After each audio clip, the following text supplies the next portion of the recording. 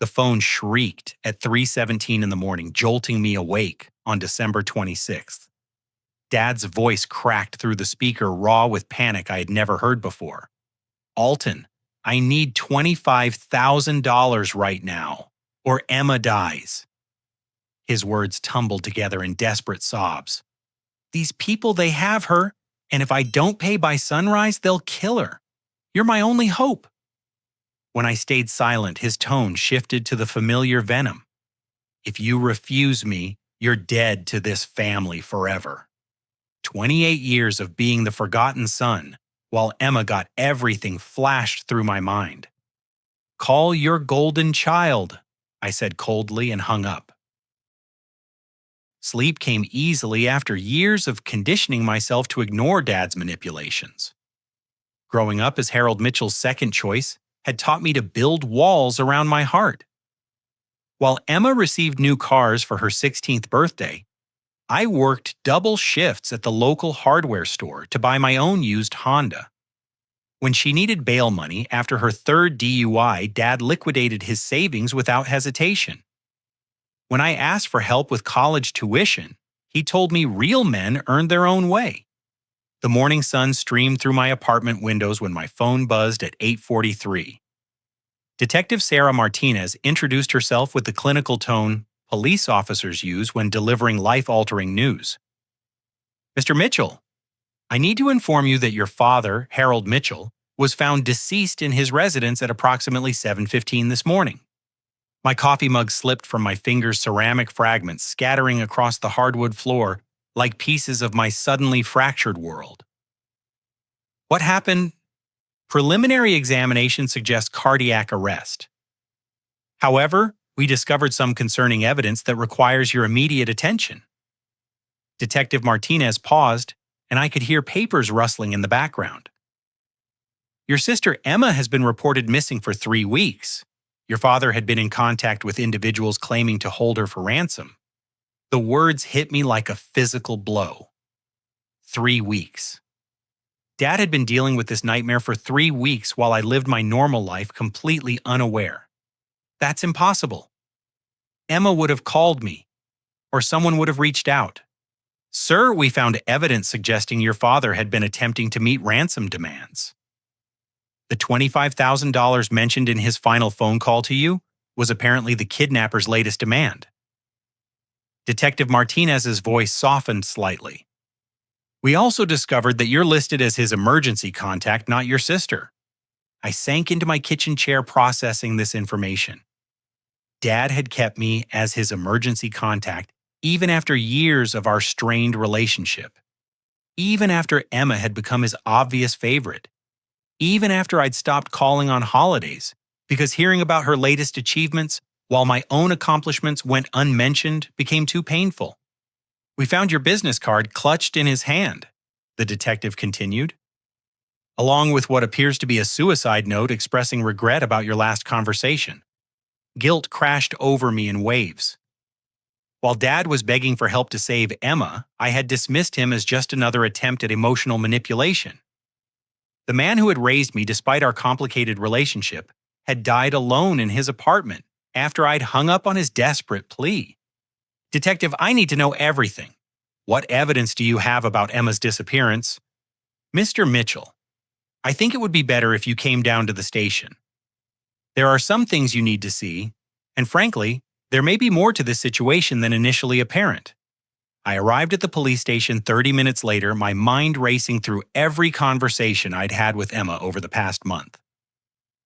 She'd seemed normal during our brief Christmas dinner together, complaining about her job at the marketing firm and mentioning some new boyfriend she'd been seeing. Nothing had seemed out of the ordinary, but then again, Emma had always been skilled at hiding things from me. Detective Martinez led me to a small conference room where file folders and evidence bags covered a metal table. She was a woman in her early 40s with sharp eyes and graying hair pulled back in a practical ponytail. "Your sister's vehicle was discovered abandoned in the parking lot of the Riverside Casino 3 weeks ago. Her purse was inside, but her phone and wallet were missing." She opened the first folder, revealing crime scene photographs of Emma's blue Toyota Camry. The driver's side door hung open, and I could see her favorite coffee mug still sitting in the cup holder. The casino's security footage shows Emma entering the building at approximately 9:30 p.m. on December 4th, but there's no record of her leaving. Emma doesn't gamble, I said automatically, then caught myself. How much did I really know about my sister's current life? We'd grown distant over the years, our relationship strained by Dad's obvious favoritism, and Emma's seeming indifference to how it affected me. Mr. Mitchell, your father received several phone calls over the past 3 weeks from unknown numbers. We've been able to trace some of these calls, and they all originated from burner phones.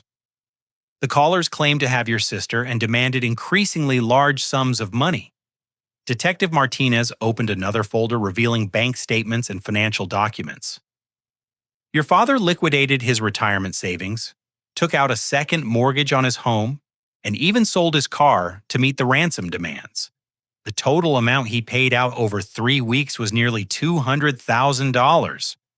The room felt like it was spinning.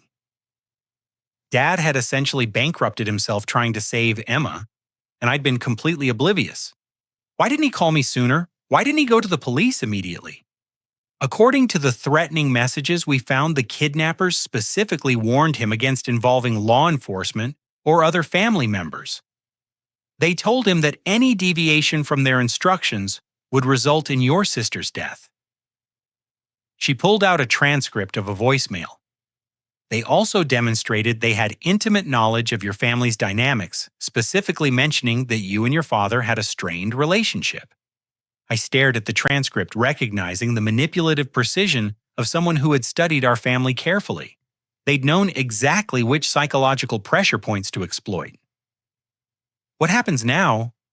We've issued an Amber Alert for your sister, and we're working with the FBI to trace the ransom payments.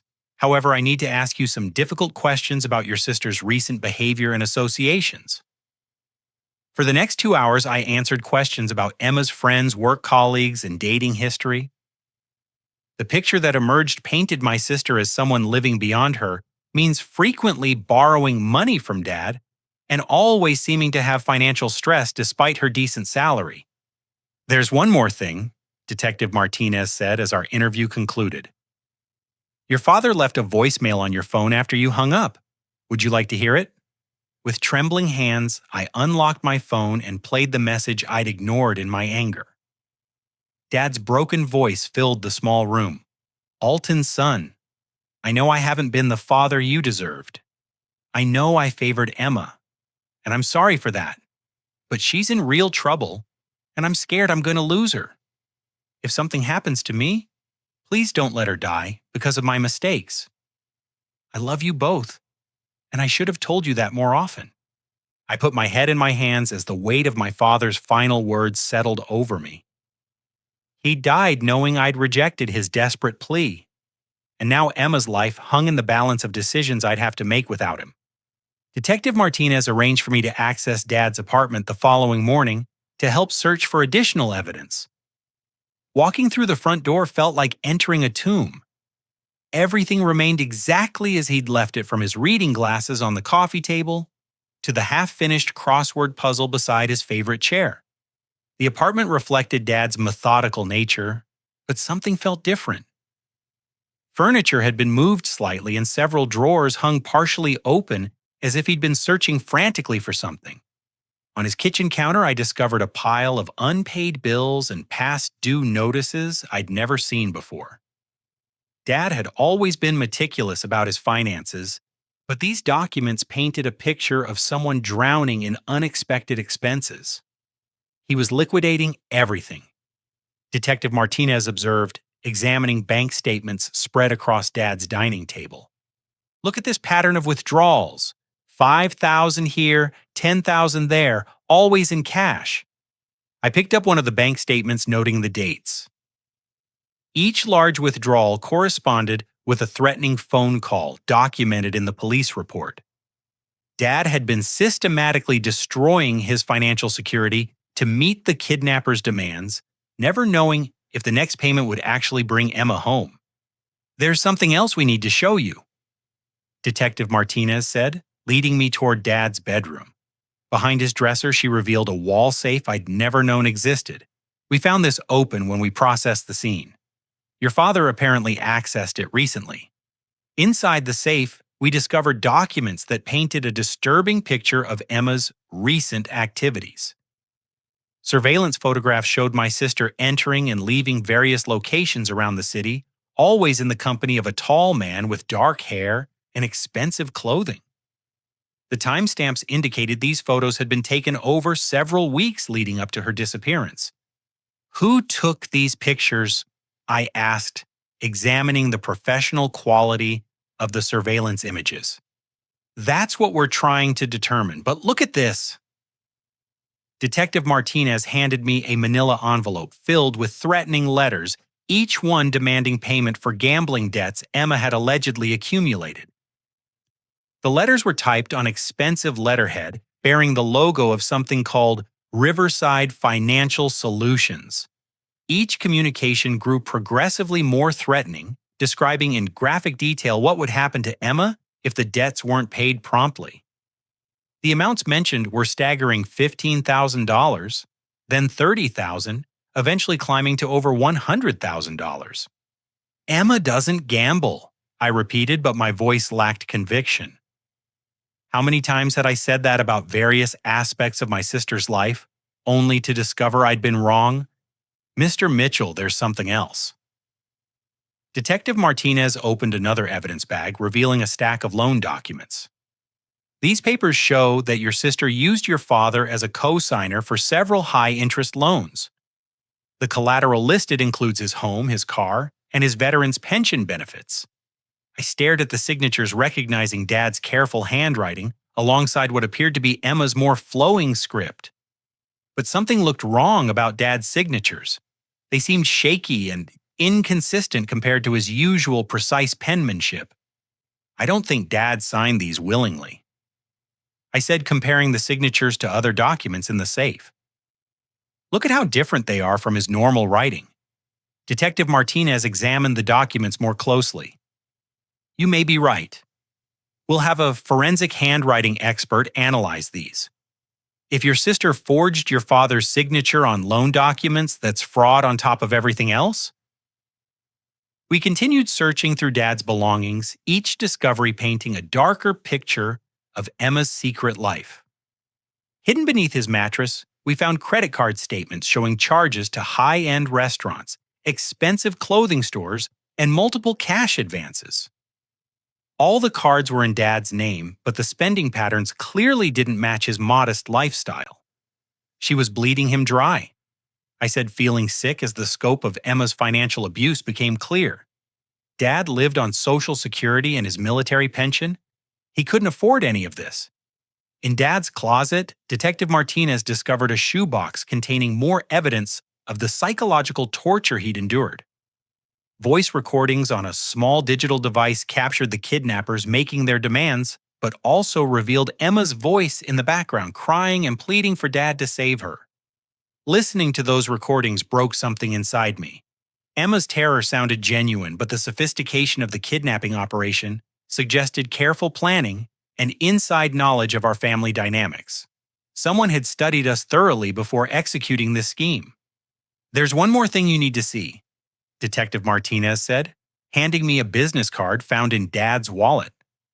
Vincent Russo, Debt Recovery Specialist. I'd never heard the name before, but something about it sent a chill down my spine. The card was expensive looking with embossed lettering and a subtle watermark. This wasn't some back alley loan shark operation. This was something more sophisticated and dangerous. We ran Russo through our database. He's known to us as a violent debt collector with connections to organized gambling operations. If your sister owed money to people in Russo's network, she would have been in serious danger. Detective Martinez's phone rang, and she stepped away to take the call. I remained in Dad's bedroom, surrounded by evidence of my sister's deception and my father's desperate attempts to save her. The man I'd resented for years had been protecting me from this ugliness, never letting me know how far Emma had fallen into financial predation. When Detective Martinez returned, her expression had grown more serious. That was the FBI. They've been tracking financial crimes connected to Russo's operation, and your sister's case fits a pattern they've been investigating. They want to meet with us this afternoon. What kind of pattern?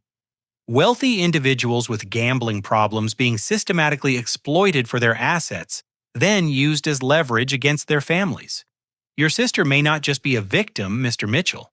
She may have been specifically targeted because of your father's veteran benefits and property assets.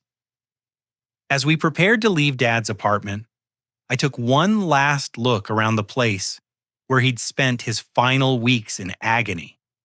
Every object seemed to tell a story of his sacrifice and Emma's betrayal. The man who'd raised us both had died alone, and afraid, not knowing if his efforts to save Emma would succeed or if he'd ever see either of his children again. Detective, I need to ask you something. Do you think Emma is still alive? She paused at the front door, considering her words carefully.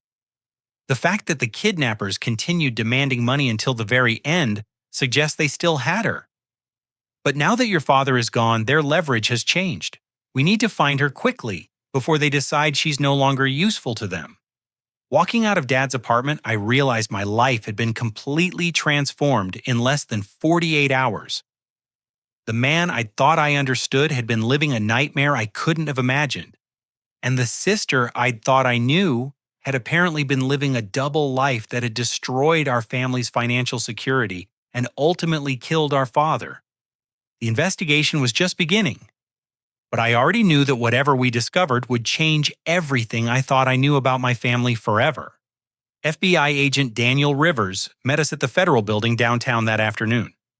He was a lean man in his 50s with prematurely gray hair and the kind of intense focus that suggested he'd seen too many cases like ours. His office walls displayed commendations for work in financial crimes and human trafficking, giving me some confidence that Emma might be in capable hands. Mr. Mitchell, I need to prepare you for what you're about to see, Agent Rivers said, settling behind his desk with a thick file folder. Your sister's case intersects with a major investigation we've been conducting into gambling-related kidnapping schemes targeting middle-class families.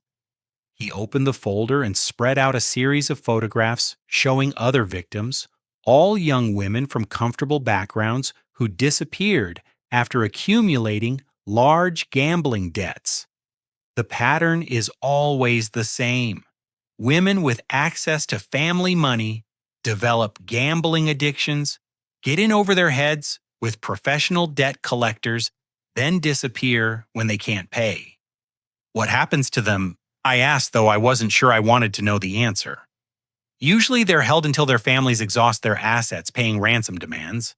After that, Agent Rivers didn't finish the sentence, but his expression told me everything I needed to know.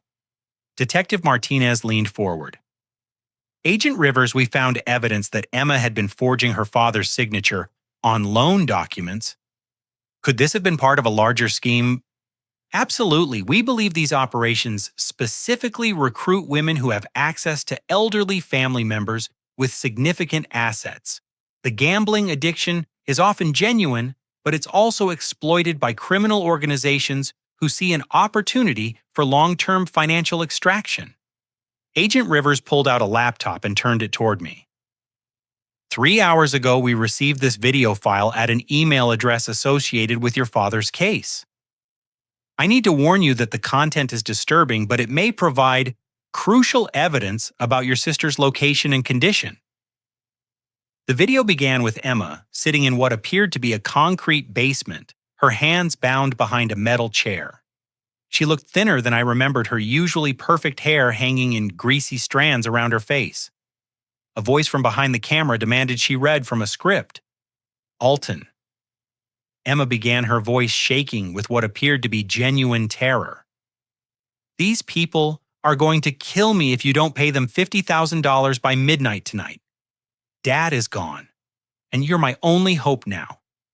Please, I know we've had our differences, but I'm your sister. I don't want to die in this place. I watched my sister break down in tears, and despite everything I'd learned about her deception, my heart ached seeing her in such obvious distress. But then something in the video caught my attention. Can you replay that section? I asked Agent Rivers, pointing to a moment when Emma had looked directly at the camera. As he rewound the video, I noticed Emma's eyes weren't focused on the camera lens. Instead, she appeared to be looking slightly to the left, as if communicating with someone outside the frame. Her facial expression had also changed subtly, showing less fear and more calculation. "There, stop it right there," I said. In the freeze frame, Emma's mouth was slightly open as if she was about to speak, but her eyes held a look I recognized from our childhood. It was the same expression she'd worn when lying to our parents about breaking something or getting in trouble at school. "Something's wrong with this video, mate," I told Agent Rivers. "Emma's acting." Agent Rivers studied the frozen image more carefully. "What makes you think that—" "I've known Emma for 28 years. This is how she looks when she's manipulating someone. She's putting on a performance." Agent Rivers played the video several more times, analyzing Emma's body language and vocal patterns. "You know, now that you mention it, there are some inconsistencies in her distress responses. Most kidnapping victims show very specific psychological patterns under extreme stress. Your sister's reactions seem almost rehearsed." Detective Martinez examined the technical aspects of the video. "The quality is very high for something recorded by kidnappers. Most criminal operations use cheap equipment, but this looks almost professional." "There's something else," I said, noticing details in the background. "That basement doesn't look improvised. See how clean the walls are? And that's expensive lighting equipment partially visible in the corner." As we analyzed the video frame by frame, more inconsistencies emerged. Emma's restraints appeared loose enough that she could have easily freed herself. The concrete walls showed no signs of dampness or deterioration, typical of abandoned buildings used by kidnappers. Most telling, there were no visible security measures, like locks or barriers, that would prevent escape. "Agent Rivers, I think my sister staged this video herself," I said, voicing the terrible suspicion growing in my mind. "I think she's working with these people." "That's a serious accusation, Mr. Mitchell. What would her motivation be?" I thought about everything we'd discovered in Dad's apartment: the forged loan documents, the systematic financial abuse, the photographs taken before her supposed kidnapping. Money. Emma has been stealing from Dad for months, maybe years. She forged his signature on loans, maxed out credit cards in his name, and essentially destroyed his financial security. Agent Rivers made notes as I continued. But Dad was getting suspicious. Or maybe the debt collectors were pressuring her for larger amounts than she could steal gradually. So she stages her own kidnapping to extract one large lump sum that would pay off her debts and give her enough money to disappear. "But the kidnapping has gone on for 3 weeks, Detective Martinez pointed out. "Why would she drag it out so long?" "Because Dad didn't have that kind of money readily available. She needed time for him to liquidate his assets." The full scope of Emma's cruelty became clear to me. She was willing to torture our father psychologically for weeks, to squeeze every dollar out of him before he died.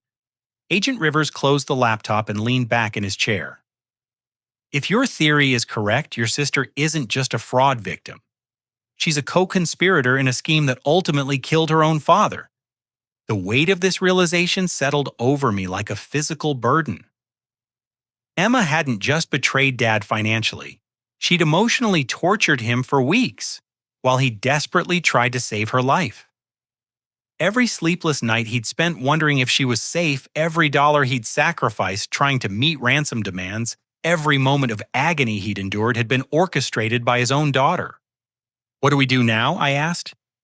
"We set a trap," Agent Rivers said. "If Emma is working with these criminals, she'll expect you to respond to this ransom demand just like your father did. We'll arrange a meeting, wire you with surveillance equipment, and see who shows up." Detective Martinez looked concerned. "That puts Mr. Mitchell in considerable danger. If these people realize they're being set up, they could become violent." "I'll do it," I said without hesitation. Dad died thinking he'd failed to save Emma. If she's responsible for his death, I need to make sure she faces justice. Agent Rivers outlined the plan. I would respond to the ransom demand, agree to meet the kidnappers, at a location of their choosing and deliver marked bills, while FBI agents monitored the exchange. The goal was to identify all members of the criminal organization and gather evidence of Emma's involvement.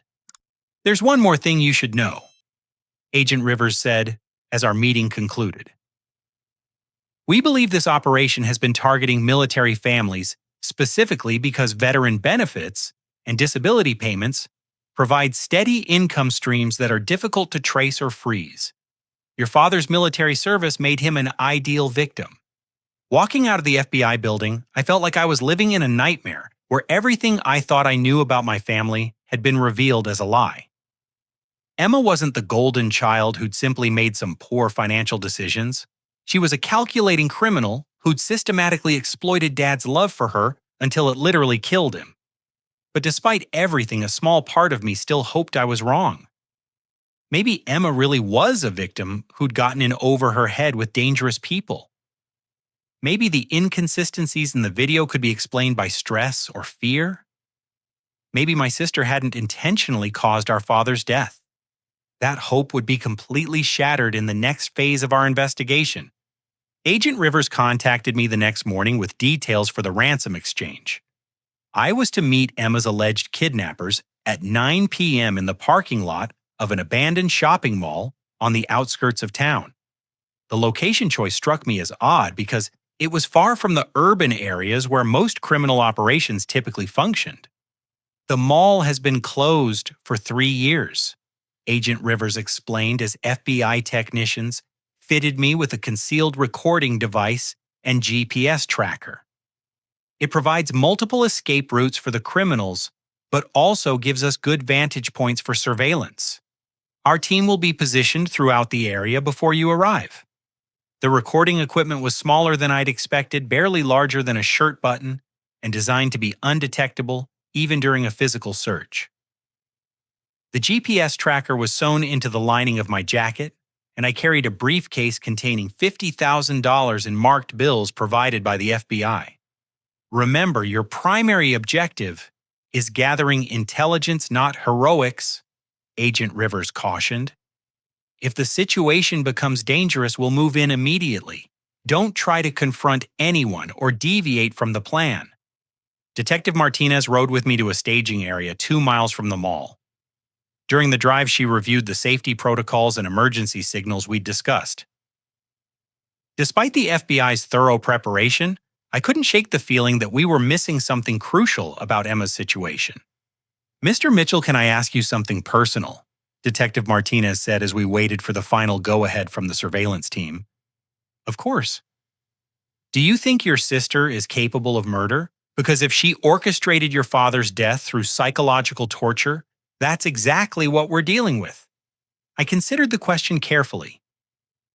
The Emma I'd grown up with had always been manipulative and selfish, but I'd attributed those traits to Dad's favoritism rather than genuine malice. 2 days ago, I would have said absolutely not. But now, I honestly don't know what she's capable of. Agent Rivers' voice crackled through my earpiece. "All units in position. Subject vehicle approaching target location. Mitchell, you're cleared to proceed." I drove into the mall's main parking lot at exactly 9 p.m. The abandoned shopping center looked like a monument to economic decay, with broken windows and graffiti covering most of the storefronts. Security lighting had long since failed, leaving the area in shadows broken only by my headlights. A black SUV sat near the mall's main entrance, its engine running, and windows tinted dark enough to conceal the occupants. As I approached with the briefcase, the driver's door opened and a man stepped out. He was tall and well-dressed, exactly matching the description from the surveillance photos found in Dad's safe. "You must be Alton," the man said, his voice carrying a slight accent I couldn't place. "I'm Vincent Russo. I believe you have something for me." "Where's my sister?" I demanded, following the script Agent Rivers had provided. "Safe for now." "But that depends on whether you've brought the full amount we discussed." Russo gestured toward the briefcase. $50,000, correct? I set the briefcase on the ground between us, noting how calm and professional Russo appeared. This wasn't the behavior of a desperate criminal operation. It felt more like a business transaction. I want proof that Emma is still alive, I said.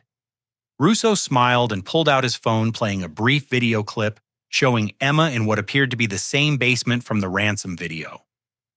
She looked directly at the camera and said, "Alton, it's Tuesday night. Please just give them the money so I can come home." But something in her delivery bothered me. Emma's voice lacked the terror I'd heard in the previous video.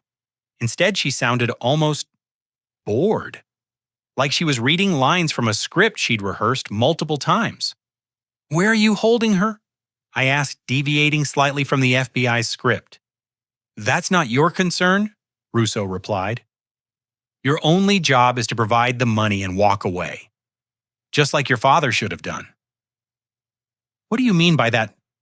Russo's expression hardened. Harold was a stubborn old man who asked too many questions. He started getting suspicious about the operation and threatened to go to the police. That kind of behavior is bad for business.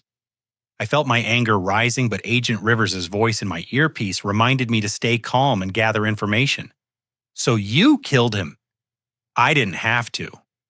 The stress of thinking his daughter was in danger took care of that problem for me. Russo opened the briefcase and examined the money inside. Harold died believing he'd failed to save Emma. That's a much more poetic ending than anything I could have arranged. The casual cruelty in Russo's voice made me want to attack him physically, but I forced myself to continue the conversation. "What happens to Emma after you get the money?" "That depends on how cooperative she continues to be." Russo closed the briefcase and signaled to someone in the SUV. "Your sister has been very helpful in identifying other potential targets.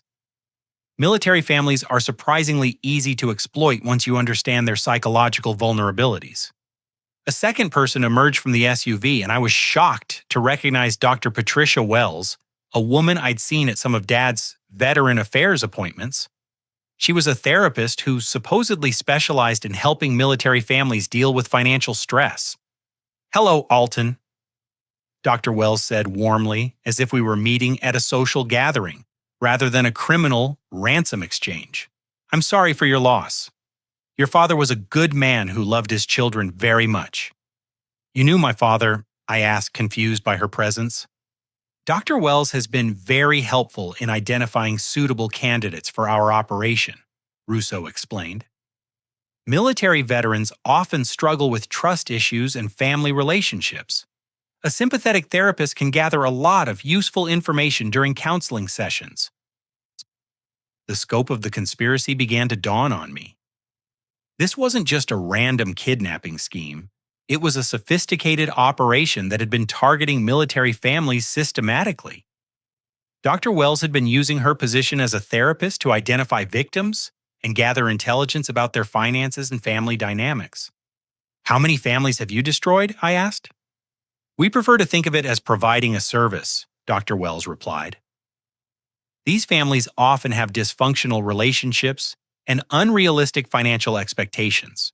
We simply help them restructure their priorities." Agent Rivers' voice buzzed in my earpiece. "We've got enough evidence. Get ready to move away from the vehicle." But before I could step back, a third figure emerged from the shadows near the mall entrance.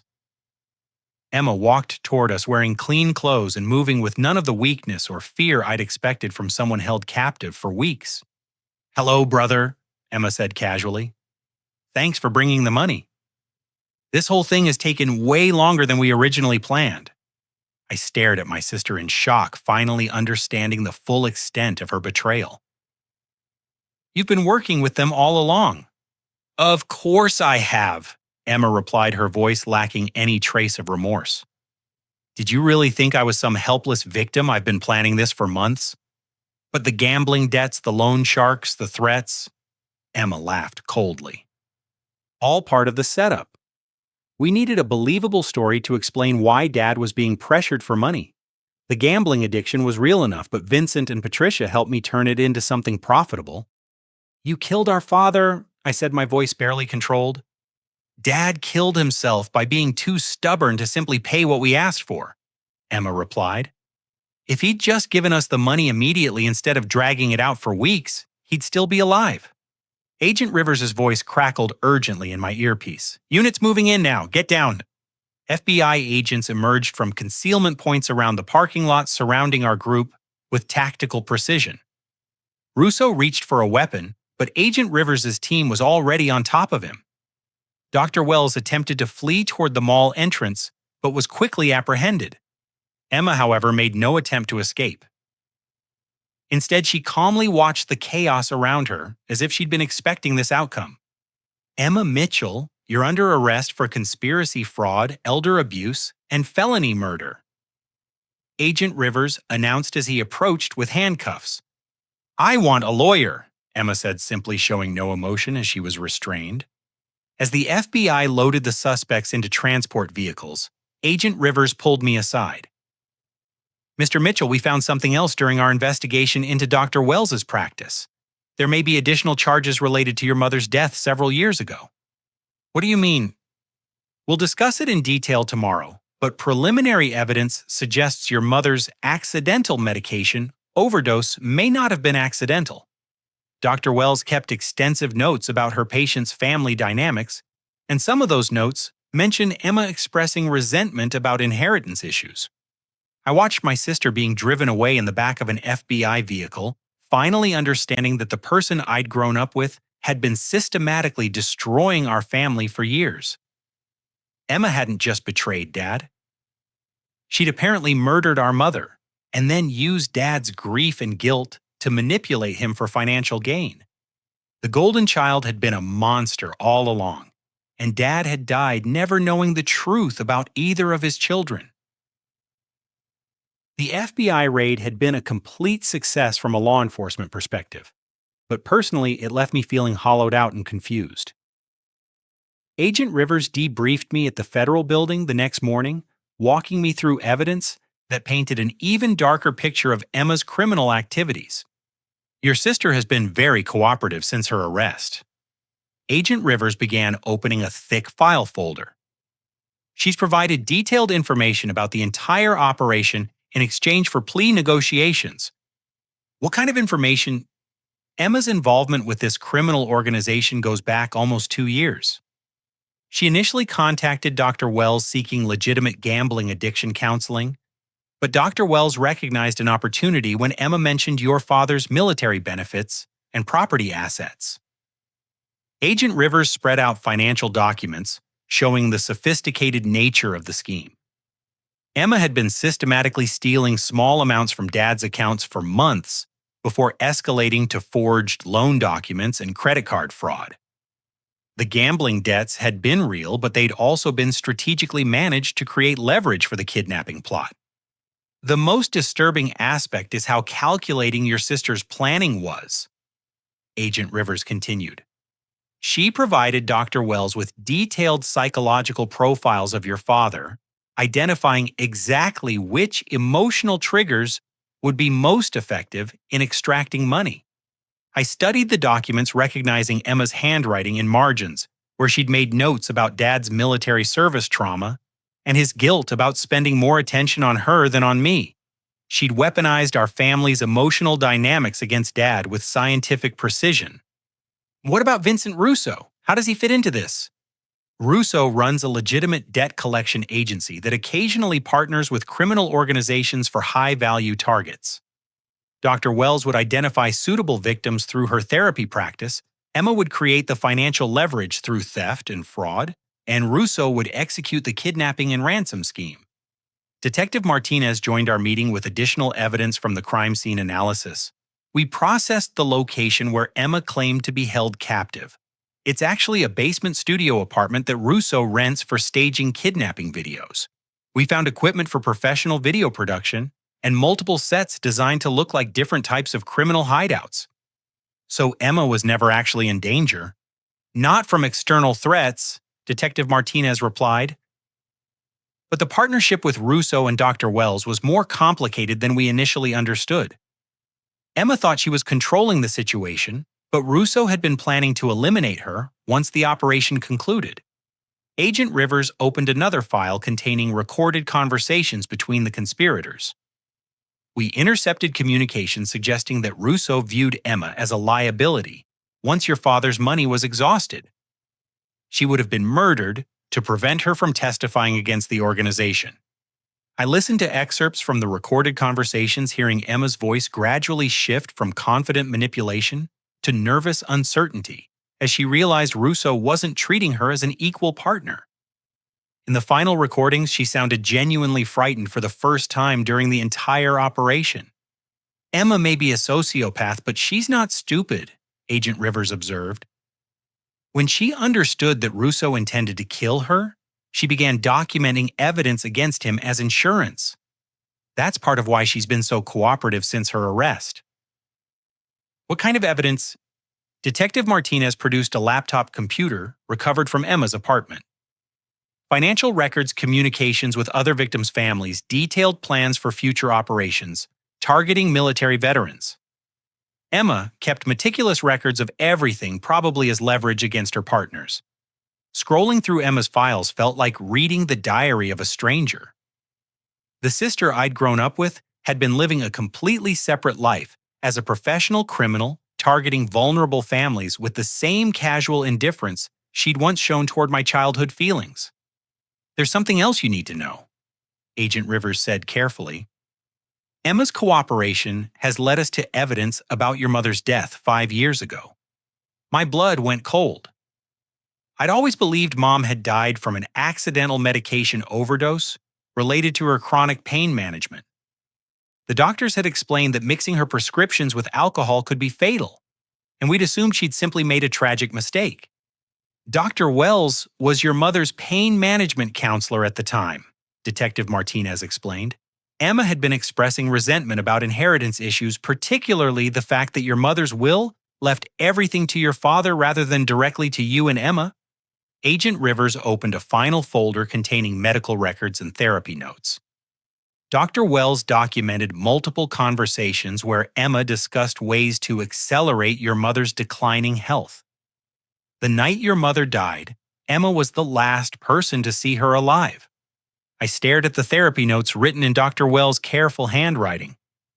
Emma had apparently spent months researching drug interactions and discussing how to make a murder look like an accidental overdose. She'd even practiced mixing medications during visits to Mom's house. You're telling me Emma murdered our mother? The evidence strongly suggests it, Agent Rivers replied. Emma provided your mother with alcohol and additional pain medications that night, knowing the combination would be fatal. She then waited until your mother was unconscious before calling 911, ensuring the delay would prevent successful medical intervention. The full scope of Emma's evil finally crystallized in my mind. She'd murdered our mother for inheritance money, then spent years systematically stealing from Dad while emotionally manipulating him. When theft wasn't enough, she'd staged her own kidnapping to extract his remaining assets, ultimately causing his death through psychological torture. How many people has she killed? We're still investigating, but Emma's cooperation has revealed at least 3 other suspicious deaths among Dr. Wells's patient families. All involved elderly military veterans who died under circumstances that initially appeared natural or accidental. Detective Martinez showed me photographs of the other victims, an elderly Navy veteran who'd supposedly fallen downstairs after his daughter convinced him to change his will, an Army retiree who died from a heart attack after his son accumulated massive gambling debts, and an Air Force widow who'd been found dead from carbon monoxide poisoning after her grandson moved in to help with household management. This has been going on for years, I realized. Emma wasn't just stealing from our family. She was part of an operation that's been murdering military veterans across the region. That's correct, Agent Rivers confirmed. Dr. Wells used her position as a veteran affairs counselor to identify targets, then recruited family members who had financial problems or addiction issues. Emma was one of their most successful operators because she was intelligent enough to plan long-term schemes and ruthless enough to carry them through to completion. I thought about all the times over the years when Emma had visited Dad supposedly out of family affection. She'd actually been monitoring his financial situation and psychological state, gathering intelligence for her criminal partners while slowly poisoning his trust in me to ensure I wouldn't interfere with her schemes. What happens now? Emma will be charged with multiple counts of first-degree murder, conspiracy, fraud, and elder abuse. Given the evidence we've gathered and her cooperation with our investigation, she's looking at life in prison without the possibility of parole. Agent Rivers closed the files and leaned back in his chair. Mr. Mitchell, I need to ask you one more question. Looking back at your family's history, were there any other suspicious incidents or unexplained deaths that might be connected to this operation? I searched my memory for anything that had seemed unusual over the years. Dad's occasional comments about feeling unusually tired after Emma's visits, Mom's sudden deterioration in the weeks before her death, various elderly neighbors and family friends who died under circumstances that had seemed unfortunate but not necessarily suspicious. There might be others, I admitted. Emma had access to a lot of elderly people through Dad's veteran community. If she was working with Dr. Wells to identify vulnerable targets, there could be victims we haven't discovered yet. That's what we're afraid of, Detective Martinez replied. This investigation is going to expand significantly as we examine all the deaths connected to Dr. Wells' patient database. Walking out of the FBI building, I realized that my family's destruction had been just one small part of a much larger criminal enterprise. Emma hadn't simply betrayed Dad and me. She'd been systematically murdering elderly veterans for their assets while hiding behind the facade of being a loving daughter. The golden child had been a serial killer, and I was the only member of my family left alive to ensure justice was served for all her victims. 6 months later, I sat in the federal courthouse watching Emma's trial unfold with a mixture of grief and grim satisfaction. She'd been charged with 7 counts of first-degree murder, including Mom and Dad, along with conspiracy fraud and elder abuse spanning multiple years. The prosecution had built an overwhelming case using Emma's own meticulous records and Dr. Wells's detailed therapy notes. Emma looked different in court. Gone was the confident, manipulative woman who'd orchestrated our family's destruction.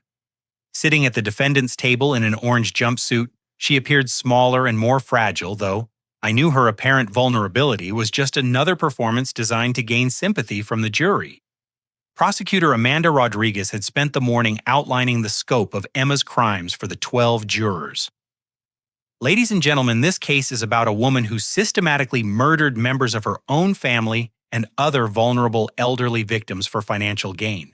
The evidence will show that Emma Mitchell is not a troubled daughter who made poor decisions, but a calculating serial killer who used familial trust as a weapon. The first witness was Dr. Patricia Wells, who'd agreed to testify against Emma in exchange for a reduced sentence. Wells looked nervous and defeated as she explained how the criminal operation had functioned. Emma approached me initially as a legitimate patient seeking help for gambling addiction, Dr. Wells testified. But during our early sessions, she began asking detailed questions about inheritance law and medication interactions. It became clear she was more interested in learning how to exploit elderly family members than in addressing her addiction. Prosecutor Rodriguez displayed therapy notes on a large screen for the jury. Dr. Wells, can you explain what Emma meant when she wrote about accelerating the natural process regarding her mother's health? Emma was researching ways to cause her mother's death without arousing suspicion. She specifically asked about drug interactions that could be fatal but would appear accidental during autopsy. I watched Emma's face as Dr. Wells described her cold-blooded planning. Emma showed no emotion, staring straight ahead, as if the testimony was about someone else entirely. The prosecutor continued building her case with financial evidence showing how Emma had systematically stolen from Dad over 2 years. Bank records, forged documents, and credit card statements painted a picture of methodical financial abuse that had destroyed Dad's retirement security. Agent Rivers testified about the FBI investigation and Emma's eventual cooperation. Ms. Mitchell provided detailed information about the entire criminal operation, including murders we hadn't previously connected to the conspiracy. However, her cooperation appeared motivated primarily by self-preservation rather than genuine remorse. Can you explain what you mean by that? Ms. Mitchell only began cooperating when she realized her criminal partners intended to eliminate her as a witness. Her assistance to law enforcement was calculated to improve her own legal situation rather than to provide justice for victims. The most damaging testimony came from Vincent Russo, who'd agreed to testify against Emma to avoid the death penalty for his own crimes. Russo described Emma's role in the conspiracy with clinical detail. Emma was our most effective recruiter because she understood family psychology, Russo explained. She could identify exactly which emotional triggers would extract the maximum amount of money from elderly parents. Her own father was essentially a test case for techniques she later used against other families. Did Ms. Mitchell express any remorse about her father's death? She said Harold was weak and deserved what happened to him. Emma felt that elderly people were essentially useless and their money was being wasted on medical care and comfortable living. She saw herself as simply redistributing assets to more productive purposes. I had to leave the courtroom during that testimony, unable to listen to Emma's callous attitude about Dad's death. In the hallway, I encountered several family members of other victims, people whose loved ones had died because of Emma's manipulation and greed. Margaret Peterson's granddaughter had died after being recruited into the conspiracy to steal from Margaret's military pension. James Sullivan's son had murdered him for insurance money after being coached by Emma on how to stage an accidental death. Each family had trusted someone they loved, never realizing they were being systematically exploited by professional criminals. When I returned to the courtroom, Emma's defense attorney was presenting her closing argument. He painted Emma as a victim of manipulation by older, more experienced criminals who'd exploited her gambling addiction and mental health issues. Ladies and gentlemen, Emma Mitchell is certainly guilty of poor judgment and financial crimes, but she is not the mastermind of this operation. She was a young woman struggling with addiction who was recruited and manipulated by sophisticated criminals who saw her vulnerability as an opportunity. The defense strategy focused on Emma's supposed mental health issues and portrayed her cooperation with law enforcement as evidence of genuine remorse. But prosecutor Rodriguez's rebuttal systematically demolished these arguments with Emma's own words and actions.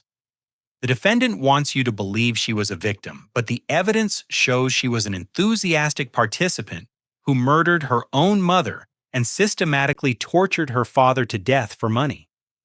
Her cooperation with law enforcement only began when she realized her criminal partners intended to kill her.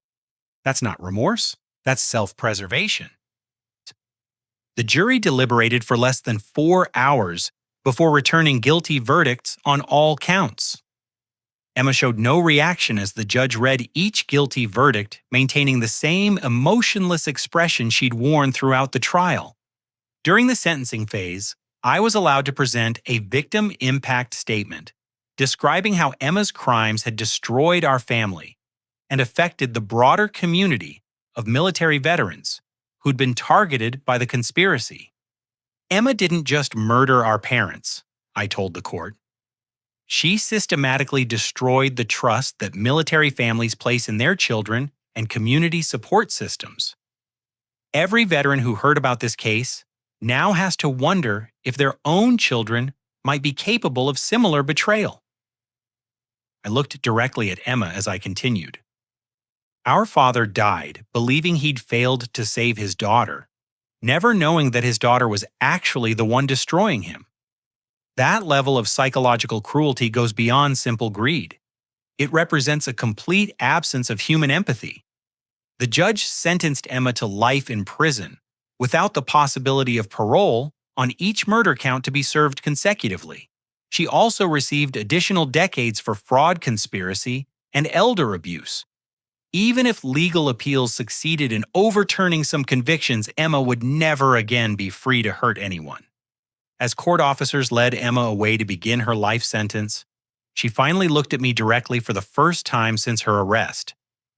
Her expression held no remorse, no recognition of the pain she'd caused, no acknowledgement of our shared family history. She looked at me with the same cold indifference she might show a stranger, confirming that the sister I'd grown up with had never really existed. Dr. Wells received 25 years for her role in the conspiracy. Vincent Russo was sentenced to death for his leadership of the criminal organization. Several other conspirators received various prison terms based on their level of involvement in the murders and fraud schemes. The trial's conclusion brought justice for Emma's victims, but it couldn't restore the family she'd destroyed or bring back the people who died trusting someone they loved. Dad would never know that his love for Emma hadn't been wasted on an innocent daughter in trouble, but rather manipulated by a calculating killer who viewed his affection as a weakness to be exploited. Walking out of the courthouse after Emma's sentencing, I realized that justice had been served, but my real work was just beginning. There were other families affected by this conspiracy who needed support, and there were systematic changes needed to protect military veterans from similar exploitation in the future. Emma's evil had revealed the need for better safeguards and support systems, and I was determined to ensure that Dad's death would ultimately lead to protection for other families facing similar threats. 1 year after Emma's conviction, I stood in the conference room of the Harold Mitchell Memorial Foundation, surrounded by financial advisors, social workers, and veteran advocates who'd helped transform my grief into meaningful action. The foundation had grown from my initial desire to honor Dad's memory into a comprehensive program serving military families across 3 states. We've assisted over 400 families in the past 12 months, announced Sarah Chen, our program director, and a former Army financial counselor. Our debt intervention services have prevented an estimated $12 million in fraudulent financial exploitation targeting military families. The foundation operated on multiple levels, providing financial literacy, education, debt counseling, and fraud protection specifically designed for military veterans and their families. We'd also lobbied successfully for legislation requiring enhanced background checks for financial counselors working with veteran affairs programs. Detective Martinez, who'd become both a close friend and the foundation's law enforcement liaison, presented statistics showing the broader impact of Emma's trial. The investigation into Dr. Wells's patient network ultimately identified 37 suspicious deaths and prevented an estimated 53 additional planned murders.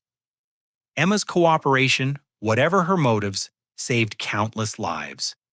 I often reflected on the strange irony that Emma's evil had ultimately protected more people than her continued freedom ever could have. Her detailed records and testimony had exposed a network of criminal exploitation that might have continued for years without detection. The foundation's headquarters occupied Dad's former house, which I'd renovated to serve as both memorial and practical resource center. His military medals and photographs were displayed prominently in the main lobby, along with pictures of other veterans who'd been victimized by financial predators targeting military families. "Alton, we have someone here who wants to meet you," Sarah announced, leading an elderly man into the conference room. "This is Charles Patterson, retired Marine Corps sergeant. He believes his daughter might have been involved in a scheme similar to Emma's." Charles Patterson was a dignified man in his 70s, with the bearing of someone who'd spent decades in military service. He shook my hand with the firm grip of someone still strong despite his age. "Mr. Mitchell, my daughter Linda, has been pressuring me to take out loans against my house and change my will to give her immediate access to my assets. After reading about your sister's case in the newspaper, I'm concerned she might be involved with criminals who target military families." I spent an hour with Mr. Patterson listening to his concerns and helping him understand the warning signs of financial exploitation. His situation bore uncomfortable similarities to what Emma had done to Dad: gradual isolation from other family members, pressure to make quick financial decisions, and threats to cut off family contact if he didn't comply with her demands. The most important thing is that you recognized the pattern and sought help, I told him. My father didn't have that opportunity because he didn't know such schemes existed, but you can protect yourself and potentially save your daughter if she's been recruited by criminals rather than initiating the scheme herself. We connected Mr. Patterson with both legal assistance and law enforcement resources to investigate his daughter's activities. Within 2 weeks, police had identified her involvement with a criminal organization similar to Dr. Wells's network, and intervention prevented both Mr. Patterson's victimization and his daughter's progression from fraud to murder. Cases like Mr. Patterson's demonstrated the Foundation's most important function: breaking the cycle of exploitation before it could escalate to violence. Emma's story had become a cautionary tale that helped other families recognize dangerous situations and seek help before irreparable damage occurred.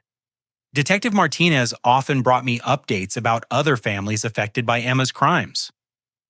The children of her elderly victims had formed their own support network, helping each other process the betrayal of learning their parents had been murdered by trusted family members. It's strange how Emma's evil created connections between people who might never have met otherwise, Detective Martinez observed. These families found strength in sharing their experiences and supporting each other through the legal process.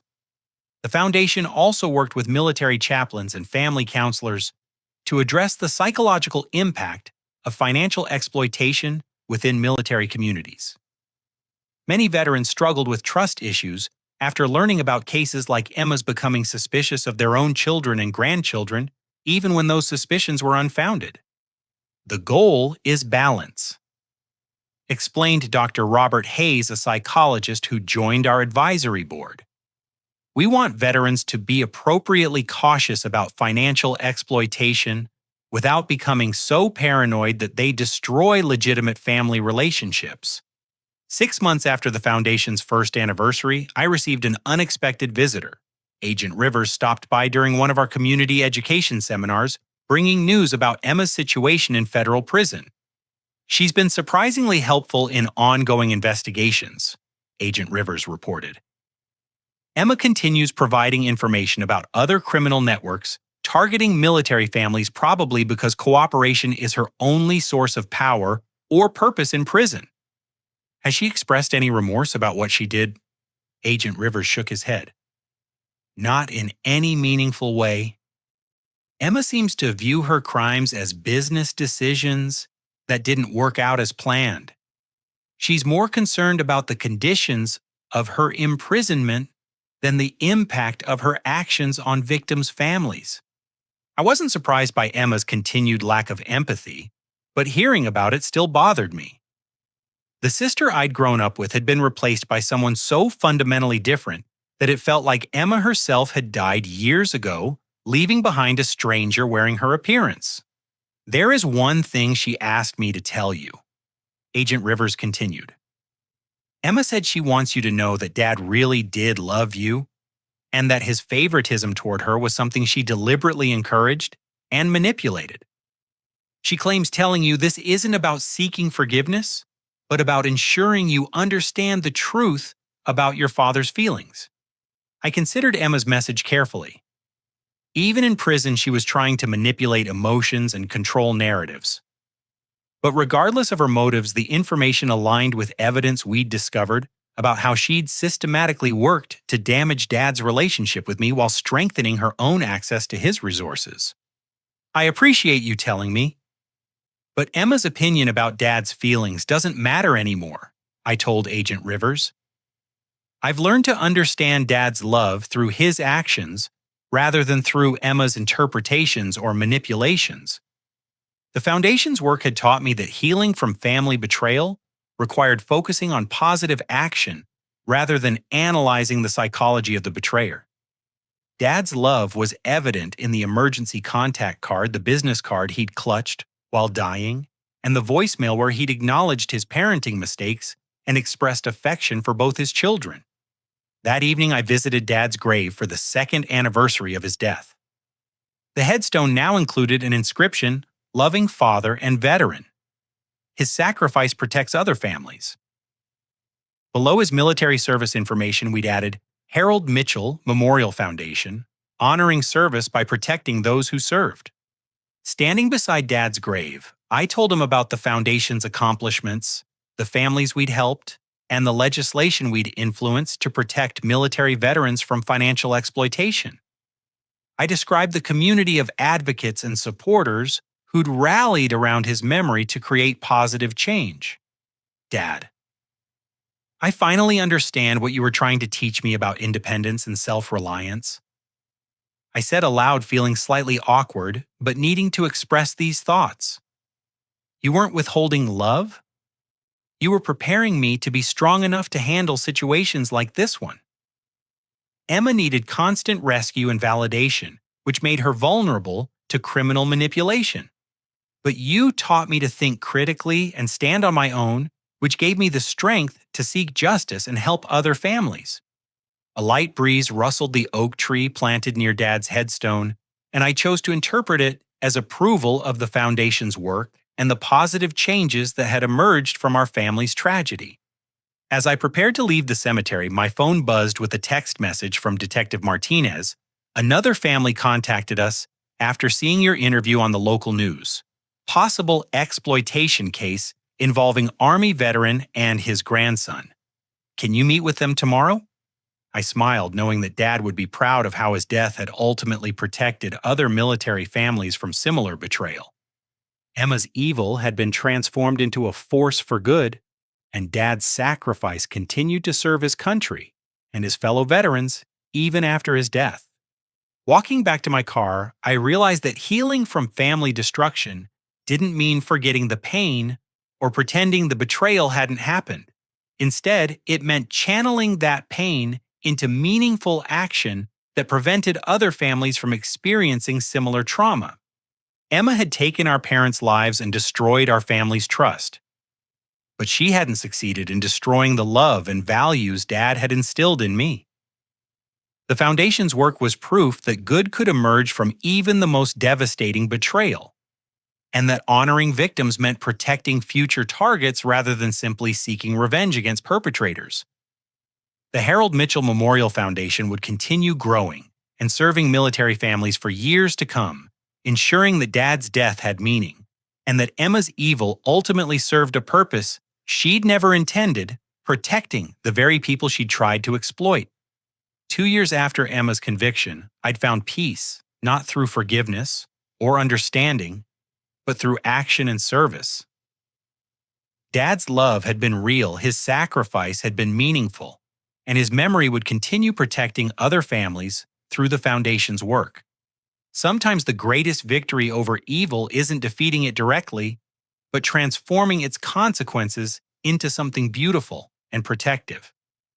Emma had intended to destroy our family for money, but instead, she created a legacy of protection and education that would serve military veterans for generations to come. That was justice. That was healing. And that was the happy ending Dad deserved, even though he didn't live to see it. Before I finish sharing this story with you, I want to ask you something that's been on my mind since the Foundation started helping families. Have you ever noticed warning signs that someone you trusted might be taking advantage of an elderly family member? Sometimes the people we're supposed to protect the most are being hurt by those closest to them, and recognizing these patterns can literally save lives. I'd love to hear your thoughts in the comments about how we can better protect our veterans and elderly community members from financial exploitation. If this story touched your heart or made you think about your own family relationships differently, please take a moment to like this video and share it with others who might benefit from understanding these warning signs. Your support helps us reach more people who might be in situations where this information could prevent tragedy. Thank you for listening to Dad's story and for caring about the military families and elderly Americans who've served our country with honor. They deserve our protection and respect, especially when they're most vulnerable. Please subscribe to hear more stories about justice, family healing, and the incredible strength people find when they transform their pain into purpose.